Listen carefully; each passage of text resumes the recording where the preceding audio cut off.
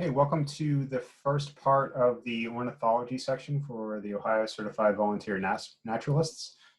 This will be an introduction to how we're going to approach the rest of the material in this course. And I want to introduce a lot of background about citizen science and how we can use citizen science not only in the traditional sense to contribute observations and information to scientific understanding of these natural systems, but also to use the concept of collecting citizen science or contributing to citizen science to make us better naturalists, to help us learn more about the natural world, and to help us as educators as we share this information with others. And so I've put a few birds on this title slide that you may be familiar with. These are common or at various times of the year trilling species for Ohio. And a trill is a specific type of song, which is illustrated by the spectrogram below each photograph. You can see from each of those that they're pretty similar. A trill is a continuous repeating series of chip notes. Think about either a sewing machine or a machine gun type sound. And there's tiny variations in frequency and pattern that help us understand those. And that's really takes a trained ear to be able to identify some of these species. And a lot of seasoned birders have difficulty with trillers. And we're not going to spend this course getting into some of those minutiae. However, there are a number of other cues, more general things. Having a better understanding of our landscape and the time of year and the natural world that can help us narrow down what we may be hearing out in the field. And we're going to talk about some of those concepts throughout this video series and this course, really to simplify bird identification and to enhance our understanding of the natural world. And so, why study birds? Well, aside from being beautiful, visible creatures that enhance our daily lives, they're also really effective environmental indicators. You've all heard that phrase, canary in the coal mine, and that really does translate to a lot of issues. Birds are really effective environmental indicators. If we think about aquatic systems, birds like brown pelican, osprey, and water thrush, which are fairly easily detected, they're, at least in the case of brown pelican and osprey, these are large visible birds that you can't miss if they're in the area. And even Louisiana water thrush, very vocal bird. We can hear those early in the springtime. In fact, they're back now. In early April. They've been back for a couple weeks to Ohio in some locations. These species are all sensitive to water contamination and other environmental perturbations. And so by surveying or getting an understanding of how and when these species occur in the landscape, we can get a better understanding of what's actually going on with our environment, and it can enhance our understanding of the natural system. And so it's important to understand, bird populations over time, not only just to get a better understanding of what's going on with birds, but also to understand what might be going on with our environment or the habitats that they're using. And so citizen science is where that can really make a large contribution and come into the picture. If we think about the breeding bird survey, so this is a citizen science program. It's a point count, an abundance count that's conducted once a year at locations throughout North America. And this has been done by volunteer birders since the 1960s. These data have helped us better understand what is going on with our bird populations, even for common species. So if we think about red-winged blackbird, most of you have probably seen many red-winged blackbirds throughout the course of your life, and you have no trouble identifying this common and widespread bird. In fact, it's one of the most common and widespread songbirds throughout North America. If we didn't have data like those collected by the Breeding Bird Survey, we would assume that all is well with red-winged blackbird. We can still go out there today and with very little difficulty find red-winged blackbird. But if we take a look at the population trend for this species, we see this continuous long-term decline since the 1960s.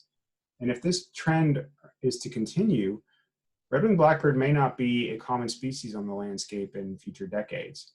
So it's really important that we track these populations over time. We understand how to identify them and count them because they can tell us about what's going on with the environment.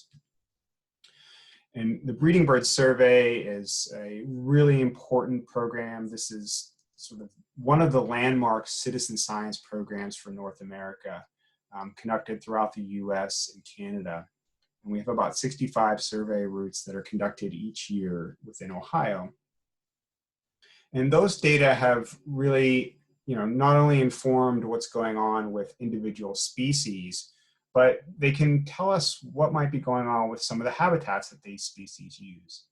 So the two birds that I have shown here on the screen are examples of birds that really indicate what some of the broader changes in habitats that are occurring within our Ohio landscape.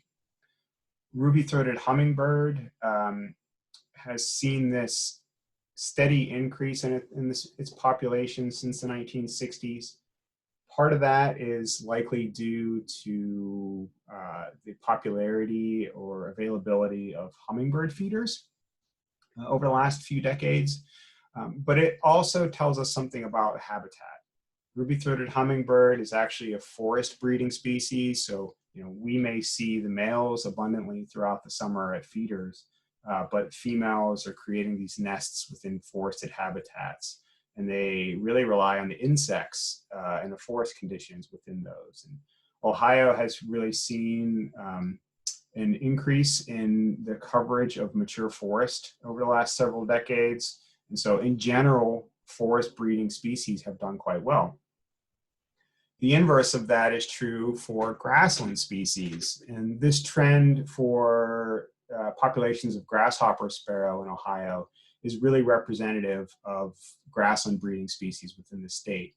So we see this pretty precipitous decline into the 1980s for many of those species to quite reduced levels, and this continual decline since then. A lot of this coincides with increases in technology as it applies to mechanized agriculture.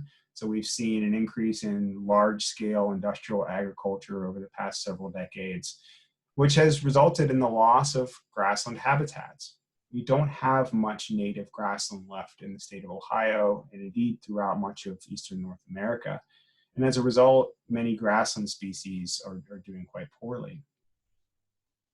So if we take that citizen science data, which was collected by volunteer birders, we can start to look at what might be going on with habitats across the entire gradient.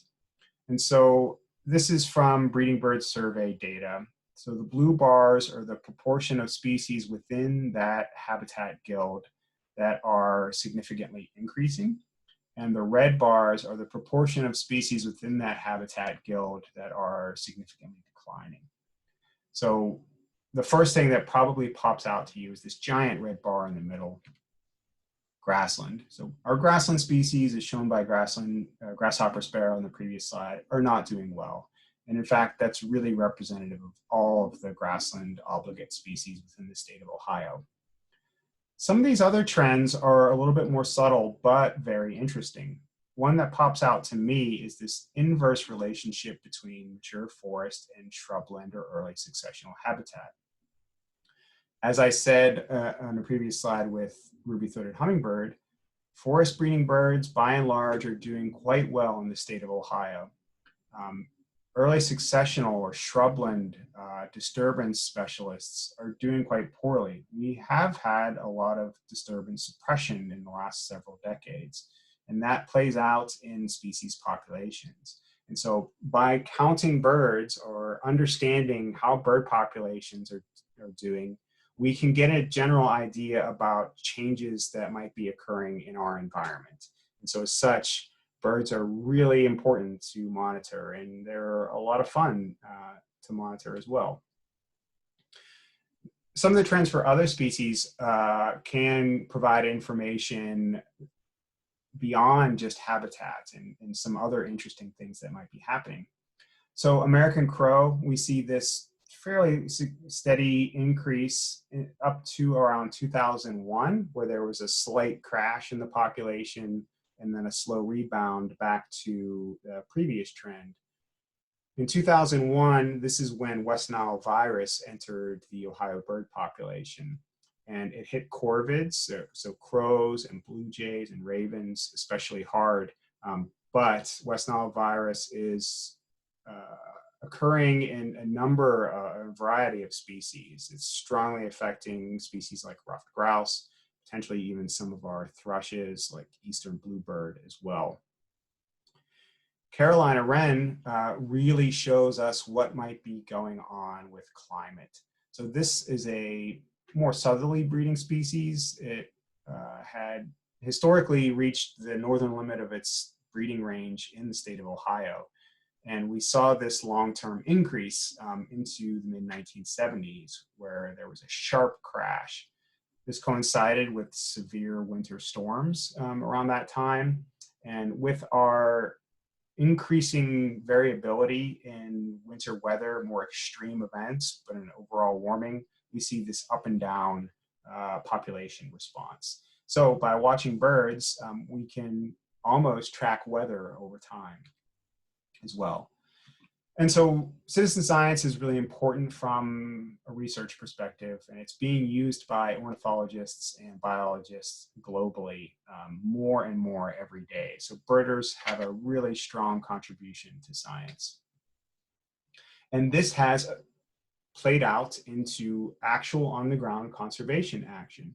So a lot of the data that were collected from Ohio's second breeding bird atlas a few years ago resulted in a number of changes to Ohio's list of endangered and threatened species. So a number of newly listed species were added as species of special concern. And so these are populations that are declining pretty rapidly that may warrant upgrade to threatened or endangered in future years. There were also a number of species added as special interest. So these are species that have populations that might be doing really well outside of Ohio, but their occurrence within Ohio is at the edge of their distribution. So these may actually be increases in other areas that we're experiencing here in Ohio. So some really interesting trends play out from, again, that citizen science data, but they do result in actual conservation action, which is really important.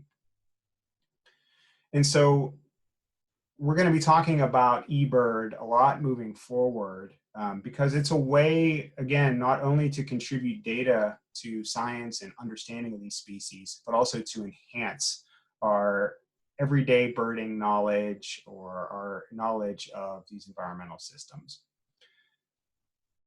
If we take a look at the breeding range of species like wood thrush, if we look at any field guide, we might see a map that looks something like this, with breeding, general migration, and overwintering range.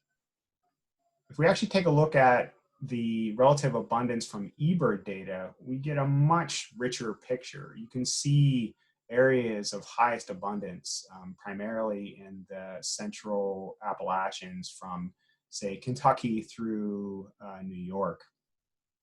And this is quite a bit different from the previous map. So the overall extent of this is the same, but you may have a much lower chance of seeing breeding wood thrush in Iowa as, say, Northern Virginia.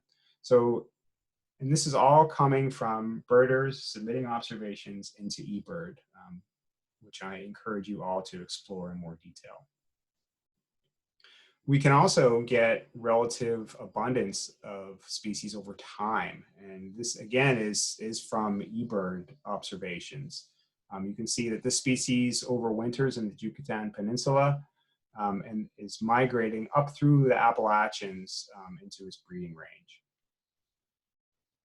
And there are a lot of really interesting and powerful tools in eBird that are all coming from birders' observations, like this really interesting illustrated map. So this is the centroid of populations of 118 species throughout time. And you can see where those species are moving across the landscape. And so birders, by submitting their observations, have informed a lot about the paths that species are using during migration and where they're overwintering. And again, birders just submitting their observations really plays out into important conservation action. The Cornell Lab of Ornithology, eBird, and Nature Conservancy worked together on this project to conserve habitats in California. And so this is a really important area for migratory and overwintering shorebirds. And they were working with birders to identify hotspots throughout migration, to pay farmers to manage their agricultural lands specifically for migratory shorebirds. And so they were essentially creating a reverse auction system that all came from birders out there on the landscape. So really, really great example of how birders can contribute to important conservation actions. And so, we're going to be talking more in depth about eBird and citizen science and how, again, we can not only contribute in ways that are positive towards stewardship or conservation, but we can also use those tools to help make us better birders, help us learn more about birds, and help us teach more about birds. So in the next video, we're going to talk about really understanding our landscape to help us identify species. And so we'll go into that, more details next.